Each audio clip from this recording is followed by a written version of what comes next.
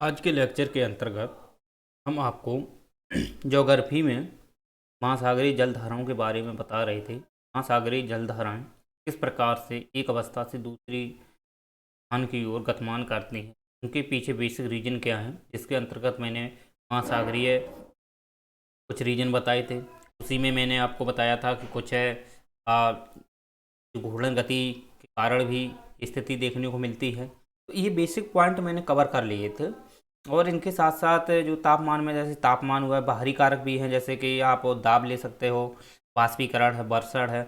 इनके आधार पर या इनके मेन पॉइंट की प्रभाव के कारण भी जो धाराएं होती हैं वो एक दिशा से दूसरी दिशा की ओर प्रभावित करती हैं या इमोशन करती हैं, राइट। अब हम बात यहाँ करते हैं कि ये जल धाराएं जो होती हैं, तो सबसे पहले ये धाराएं बेसिकली कहाँ पाई जाती हैं, कैसे उत्पन्न होती हैं और ये किस दिशा में वो प्रभावित करती होती हैं। इनके अलग अलग बेसिकली नाम दिए गए हैं, अलग अलग क्षेत्र के आधार पर ये प्रभावित करती हैं, ठीक है। जैसे कुछ धाराएं केंद्र से उत्तरी ध्रुव की ओर जाती हैं, कुछ धाराएं ध्रुवों से केंद्र की ओर आती है, यानी कि भूमध्य रेखा विषुवत रेखा की तरफ आती है। इनके बेसिकली ये नाम अलग अलग हैं। तो इनके नाम की कैटेगरी के अकॉर्डिंग हम डिसाइड करेंगे कि कौन किस धारा कौन हिसाब से कहाँ पे बहती है, ओके। इसके पहले हम एक चीज़ और बताना चाहेंगे कि अभी तक मेरी जो वीडियो रही हैं उनकी क्वालिटी ठीक थी, लेकिन थोड़ा वॉइस को लेके मिसमैच प्रॉब्लम थी। उसमें मैंने सुधार कर दिया है। अब निरंतर आपको वॉइस बेस्ट वॉइस मिलेगी, बेस्ट क्वालिटी मिलेगी। आप लोग अच्छे से पढ़िए और नोट्स भी बनाते रहिए। और आपको एक बात और बताना चाहेंगे कि जो हम वीडियो बनाते हैं वो यूट्यूब पे अपलोड करते हैं, राइट। तो आप जब देखते हो तो उसमें एक डिस्क्रिप्शन बॉक्स बॉक्स दिया जाता है, तो वहाँ पर टेलीग्राम प्ले लिस्ट बहुत सारे मतलब लिंक पड़े होंगे। तो टेलीग्राम लिंक पे आप क्लिक कीजिए और हमारे तक ग्रुप ज्वाइन कर लीजिए। जैसे ग्रुप ज्वाइन करोगे तो वहाँ पर आपको पीडीएफ है और डिस्कशन है, सब कुछ वहाँ पर उपलब्ध कराया जाता है, ओके। तो आप टेलीग्राम ज़रूर ज्वाइन करें, वहाँ पर आपको सुविधाएं सब मिलेंगी। अगर कहीं भी आप ज्वाइन हो वो अलग बात है, लेकिन आप हमारे लेक्चर पढ़ना चाहते हो, हमसे जुड़ना चाहते हो, आगे बढ़ना चाहते हो, तो आप मेरे टेलीग्राम ग्रुप को ज्वाइन कर सकते हैं। और डिस्क्रिप्शन बॉक्स में हमने टेलीग्राम की लिंक दे दी है, आप ज्वाइन हो जाइए, ओके। अब बात हम करते हैं महासागरीय जलधाराओं में कि उनके पीछे बेसिकली रीजन क्या थे उत्पन्न होने के। तो मैंने आपको घूर्णन गति भी बताए थे। घूर्णन गति के आधार पर घूर्णन गति के प्रभाव के कारण जो कोरियोलिसिस बल लगता है वो कहाँ पे लगता है, वो लगता है उत्तरी और दक्षिणी ध्रुव पर। एक्चुअली में केंद्र पर विषुवत है भूमध्य रेखा पर वो बल नहीं लगता है, जीरो होता है। जबकि उसके जैसे जैसे आप पक्षांतर जाएंगे तो वो निरंतर क्या है, उसका बल प्रभाव देखने को मिलता है। तो इसके कारण भी देखा जाए तो बहुत सारे प्रभाव होते हैं। एक प्रभाव जैसे कि आप सीधा सीधा पवनों पे भी पड़ता है, स्थलीय क्षेत्रों पर, जैसे नदियों का दाईं ओर काटना, ठीक। जबकि उसका विपरीत देख लो, दक्षिणी ध्रुव में, दक्षिणी गोलार्ध में आप देखना चाहो तो उसके बाईं ओर काटती हैं नदियाँ। तो ये बेसिकली का एक प्रभाव है। तो ये प्रभाव पड़ने का रीजन है घूर्णन गति है। घूर्णन गति के कारण कोरियोलिसिस बल उत्पन्न होता है। दूसरी बात है घूर्णन गति के कारण आप देखोगे कि जब चंद्रमा और सूर्य है वो भी क्या है, गति कर रहे हैं, वो भी चक्कर लगा रहे हैं। उसी प्रकार पृथ्वी भी चक्कर लगा रही है। तो जब पृथ्वी पश्चिम से पूर्व की ओर घूमती है, दूसरी बात पश्चिम से पूर्व की ओर घूमती है और पश्चिम की ओर झुकी भी है वो। तो आप ये देखोगे कि जब वो झुकी और पश्चिम से पूर्व की ओर झुक मतलब घूमती है, तो इस जब वो चंद्रमा और जब सूर्य भी घूमते हैं तो इसके विपरीत वो बल लगाते हैं, यानी कि ज्वारीय बल भी एक इस पे पड़ता है। तो ज्वारीय बल के प्रभाव के कारण भी यहाँ पर देखा जाए जो तरंगें होती हैं, यानी कि तरंग के रूप में जो धाराएं होती हैं वो उत्पन्न होती हैं। देखिए समझते हैं। देखिए जैसे कि हमारी ये एक पृथ्वी है, राइट, और ये पृथ्वी के ये क्या है, भूमध्य रेखा है। तो भूमध्य रेखा पे आप देखोगे कि ये जो है पश्चिम से पूर्व की ओर घूमती है, पश्चिम से पूर्व की ओर घूमती है इस हिसाब से, यानी कि इस हिसाब से ये घूमती है, ओके। ये पश्चिम है, ठीक, ये दिशा पश्चिम है और ये पश्चिम से पूर्व की ओर घूमती है। और ये पश्चिम में आप देखोगे कि ये 23.5 डिग्री इस प्रकार की झुकी। तो यहाँ पर देखोगे इसका जो नीचे स्तर है और इस स्तर है, इस पर थोड़ा आप डेफिशिएट यानी वेरिएशन देखने को मिलेगा। वो देखने मिलेगा उसका गुरुत्वाकर्षण बल का प्रभाव। तो गुरुत्वाकर्षण बल एक्चुअली में देखा जाए तो वो ध्रुवों की ओर बहुत ज़्यादा लगता है। ध्रुवों पर देखोगा आप गुरुत्वाकर्षण बल का प्रभाव लगता है बहुत ज़्यादा। तो क्या होता है कि गुरुत्वाकर्षण बल के प्रभाव के कारण भी यहाँ पर देखोगे कि यहाँ की जो आप मतलब महासागरीय धाराएं हैं वो इस प्रकार से गति करने लगती हैं, राइट, इस प्रकार की गति करने लगती हैं। तो ये क्या है, ये है प्रेशर, हाई प्रेशर से लो प्रेशर की ओर जाने वाली जो तरंगें होती हैं, जो सागरीय धाराएं होती हैं, वो प्रभावित करती हैं। इसके पीछे हमने बेसिकली बहुत सारे पॉइंट बता दिए हैं, तो आप उनको एक बार पीछे का लेक्चर आप पढ़ोगे तो आपका कवर हो जाएगा। अब बात करते हैं हम यहाँ पर। तो यहाँ पर आप देखोगे, तो जब आप देखोगे कि पूरब से पश्चिम की ओर क्या होती हैं कि धाराएं चलती हैं। ओके, पश्चिम से पूर्व की ओर धाराएं चलती हैं। ये धाराएं जो चलती हैं वो एक्चुअली चलती हैं ज्वारीय बल के प्रभाव के कारण। क्यों, पृथ्वी पश्चिम से पूर्व घूमती है, जबकि इसके विपरीत बल लगता है कौन सा, वो लगता है ज्वारीय बल। ज्वारीय बल, सूर्य और चंद्रमा का जो ज्वारीय बल होता है उसके कारण ये जो धाराएं उत्पन्न होती हैं, ये उत्पन्न होकर किधर चलती हैं, ये चलती हैं पूर्व से पश्चिम की ओर। लेकिन एक ये क्या एक सीधी दिशा में चलती हैं क्या, नहीं। इसका रीजन क्या है, इसका रीजन है इसको घुमाने वाला जो होता है वो होता है गुरुत्वाकर्षण, सॉरी वो होता है आपका कोरियोलिसिस बल। और दूसरा होता है, इसमें पहला होता है इसको घुमाने वाला कोरियोलिसिस बल, दूसरा आपका मिल जाएगा इसमें महाद्वीपीय चट्टान की आकृति, महाद्वीपीय चट्टान की संरचना।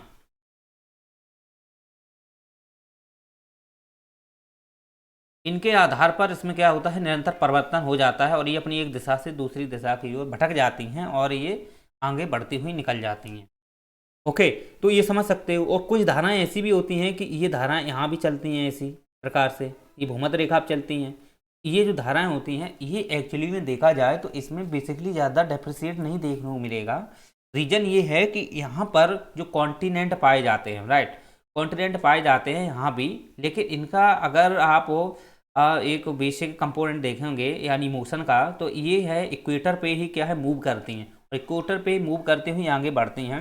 लेकिन आगे जब कॉन्टिनेंट मिल जाता है तो ये अपनी दिशा को परिवर्तन नहीं करती हैं, एक्चुअली में वहीं टकरा के वहीं रह जाती हैं।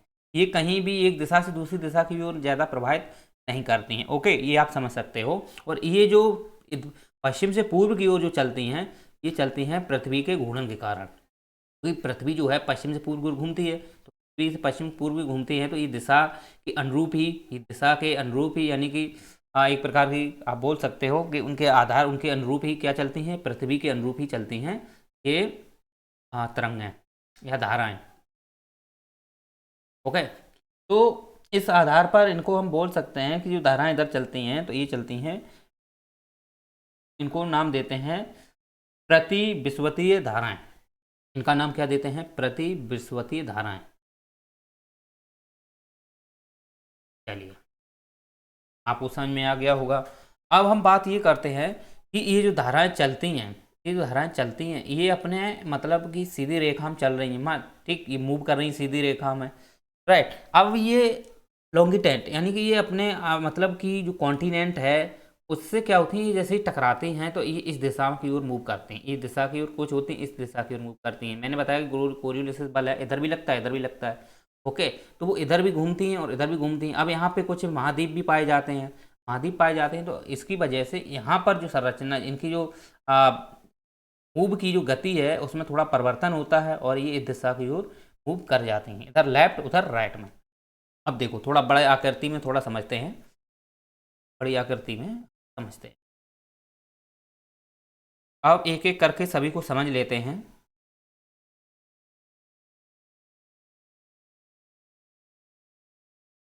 चलिए, अब यहाँ पे हम एक एक करके सभी को समझते हैं, राइट। देखो कि यहाँ पर क्या है, यहाँ पर है हमारा उत्तरी अमेरिका, क्या है यहाँ पे, उत्तरी अमेरिका है, ठीक। यहाँ पर क्या है, दक्षिणी अमेरिका है,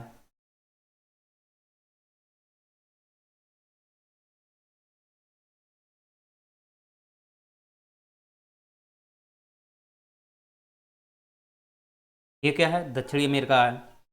और ये पूरा आप देखोगे इधर क्षेत्र में, इधर यूरोप है,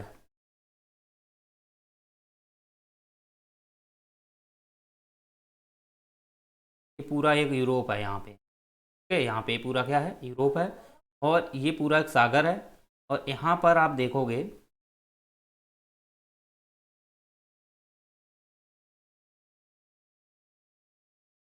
महाद्वीप है, और नीचे आप देखोगे यहाँ वाला क्षेत्र ऑस्ट्रेलिया पड़ता है। यहाँ पर हमारा एक मेडागास्कर है, ओके। और ये यूरोप है, ये पूरा हिस्सा आप देखोगे एशिया वाला, ये पूरा एशिया वाला है। अब क्या होता है कि जो धाराएं होती हैं वो एक्चुअली में इक्वेटर पे, आप देखोगे, आप इक्वेटर बनाते हैं, इक्वेटर है, ठीक। आप देखोगे तो ये किस प्रकार से चलती हैं, ये चलती हैं यहाँ पे से चलती हैं। अब क्या होता है देखना, तो इसको हम थोड़ा इधर बनाते हैं,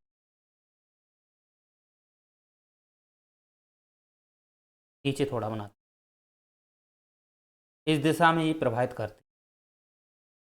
अब बोलोगे महाद्वीप में भी चलती है, तो ऐसा तो नहीं है। अब जैसे यहाँ चलती हैं, तो यहाँ पर एक धारा आई, और जैसे ही धारा यहाँ आती है, यहाँ पर धारा आप देखोगे तो जैसे यहाँ आती है, तो यहाँ पर क्या है, मैक्सिको की खाड़ी है।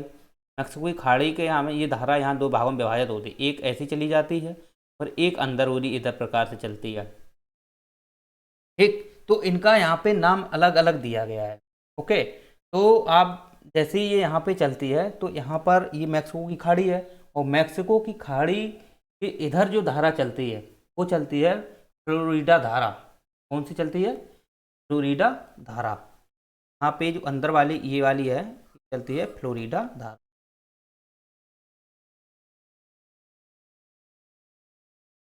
ओके। जबकि ये वाली धारा है, ये वाली यहाँ पे आपका पाया जाता है, एक द्वीप पाया जाता है, ठीक। वो द्वीप हम भी बता रहे हैं कौन सा है, फ्लोरिडा द्वीप पाया जाता है, ओके। और ये फ्लोरिडा द्वीप पाया जाता है, और यहाँ पे इधर वाली जो दल धारा है वो है एंट लीप। ये वाली धारा जो है वो होती है एंट लीप, या एंट, इनको एंट लीज बोलते हैं, एंट लीज धारा है, और ये फ्लोरिडा धारा है। और जब ये आपस में यहाँ मिलती हैं, यहाँ पर ही मिलती हैं, तो ये बोली जाती है आपकी फ्लोरिडा। ये एक्चुअली में फ्लोरिडा प्रांत है, ठीक। फ्लोरिडा प्रांत है, यहाँ ये आपस में मिल जाती हैं, फिर ये दिशा करती हैं, फिर इनको बोलते हैं इधर आगे ये जब चलती है तो इसे बोलते हैं गल्फ स्ट्रीम, गल्फ स्ट्रीम। ये बेसिकली आप याद रखना कि जो रेखा भूमध्य रेखा से दक्षिण मतलब ध्रुवों की ओर चलेगी, जो रेखा भूमध्य रेखा से ध्रुवों की ओर चलेगी वो गर्म होगी, यानी कि केंद्र से ध्रुव की ओर, केंद्र से ध्रुव की ओर जो प्रभावित करेगी उसे बोलते हैं गर्म, राइट। और जो ध्रुव से केंद्र की ओर चलेगी उसे बोलते हैं ठंडी, राइट। ये ठंडी गर्म क्यों है ये हमने आपको सब पिछले लेक्चर में कंप्लीट करा दिया था। तो अब ये देखो गल्फ स्ट्रीम है, अब देखो इधर गई इधर गई, अब इधर देखो यहाँ पे लेब्राडोर की धारा आएगी इधर से, जैसी लेब्राडोर की धारा आएगी तो यहाँ पर आपको मिलेगा कनाडा का यहाँ पे न्यू फाउलैंड, क्या मिलेगा, न्यू फाउलैंड। और ये न्यू फाउलैंड से क्या करती हैं, मिल जाती हैं यहाँ पे, इधर से आई लेब्राडोर, ये लेब्राडोर की धारा है, ये ठंडी है, कैसी है, ठंडी है, क्योंकि ये ध्रुवों से केंद्र की ओर चल रही है, ये ध्रुव से केंद्र की ओर चल रही है, ये केंद्र से ध्रुव की ओर जा रही है, तो ये तो गर्म है, ये है ठंडी। जैसे ही आपस में टकराती हैं, आपस, ये एक्चुअली में टकराती कैसे हैं आपको हम बता दें, ये सीधे सीधे लंबवत नहीं टकराती, जैसे ऊपर से आ रही हैं और सीधे आ रही हैं ऐसे नहीं टकराती हैं, ये एक्चुअली में आपको हम यहाँ पे बना रहे हैं इधर साइड ऐसे, यहाँ पे, यहाँ मान लो टकरा गई, यहाँ पे छोड़ो, यहाँ पे नहीं टकरा रहे हम, ये मान लो न्यूफालैंड है, ठीक है। यहाँ पर आपस में ऐसे टकराती हैं, फिर इस प्रकार से चलती हैं, ठीक, दोनों का मिलता है। तो यहाँ पर आप देखोगे तो सबसे ज़्यादा मस्त उद्योग पाए जाते हैं,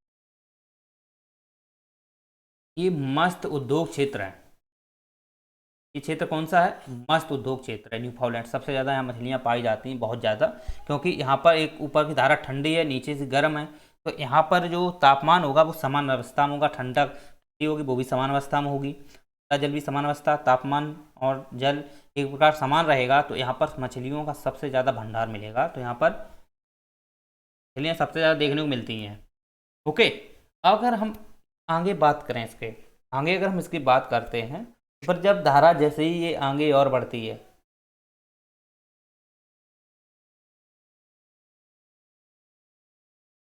ये पाई जाती है यहाँ पर आगे बढ़ती है उत्तरी अटलांटिक की धारा।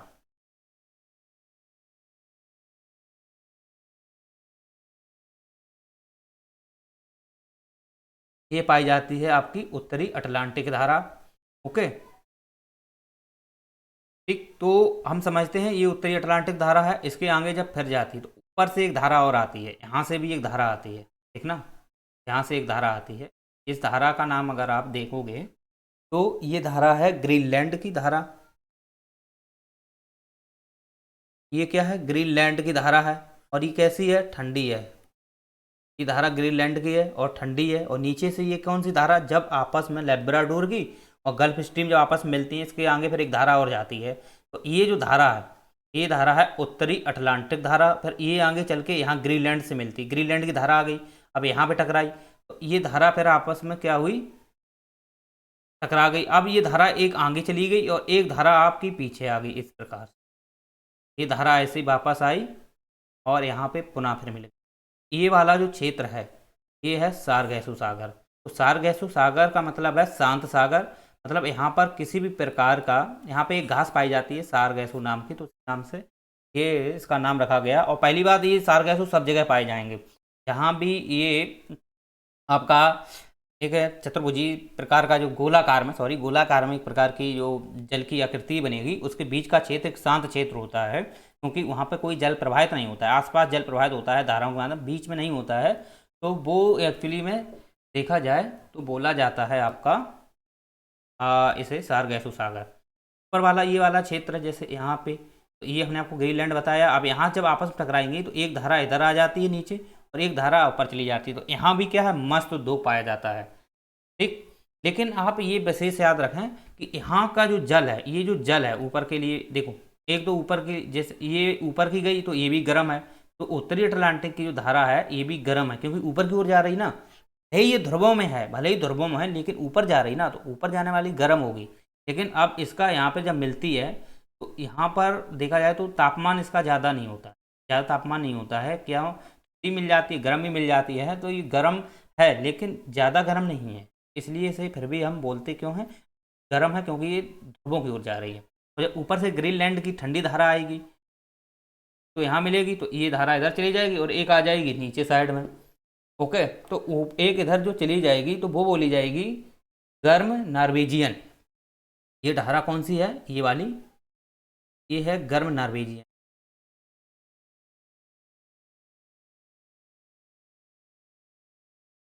ये है गर्म नॉर्वेजियन धारा। और जो नीचे साइड आएगी आपकी, ये है कनारी की ठंडी जल धारा। ये वाली धारा कौन सी है जो नीचे आएगी? ये है कनारी की ठंडी धारा, कनारी की ठंडी जल धारा।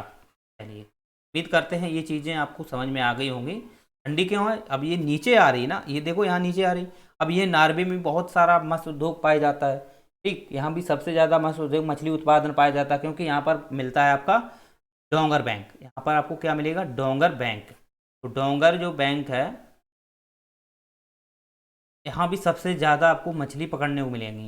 नीचे क्षेत्र भी एक प्रकार का देखा जाए मत्स्य उद्योग के लिए, यहाँ पे न्यूफाउंडलैंड पे भी मछली पकड़ने को मिलेगा, यहाँ भी मिलेगा। अब ये धाराएं देखो 10 प्रकार की आ रही, नीचे आ गई, ये इससे ही मिल जाती है जाके, ठीक। ये किससे मिल जाती है? यहाँ मिल जाती है और पुनः इसकी प्रक्रिया यही चलने लगती। तो ये पूरा एक सार्गोसैसु सागर हो गया। चलिए, तो अब हम दूसरी बात करते हैं। तो दूसरी बात अगर करें यहाँ पे देखो, अगर एक धारा जैसे ये आती है, राइट, एक ये आती है, जैसे यहाँ टकरानी तो इधर ऐसे मुड़ गई, ठीक, ऐसे मुड़ गई, और यहाँ पर इस प्रकार की चलती हुई आती है, तो इसे बोलते हैं ब्राज़ील की गर्म जल धारा। ब्राज़ील की गर्म जल धारा क्यों बोलते हैं? क्योंकि ये ठंड ध्रुवों की ओर जा रही है। ओबियसली ध्रुवों की ओर जब जा रही है, ठीक, जब पोलर की साइड ये मूव करेगी, तो ओबियसली इस मतलब धारा को या इस प्रवाह को हम क्या बोलेंगे? गर्म जल धारा। और इधर से भी देखो धारा जाती है, ऐसी बात नहीं है, यहाँ इधर से भी धारा जा रही है। तो यहाँ पर एक क्षेत्र मिलेगा, यहाँ पर एक क्षेत्र मिलेगा, वो मिलेगा फॉकलैंड। तो यहाँ पर फॉकलैंड द्वीप है।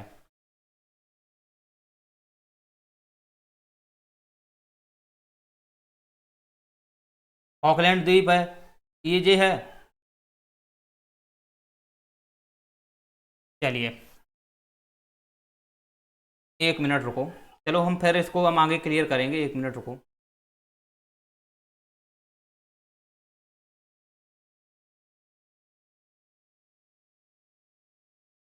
चलिए।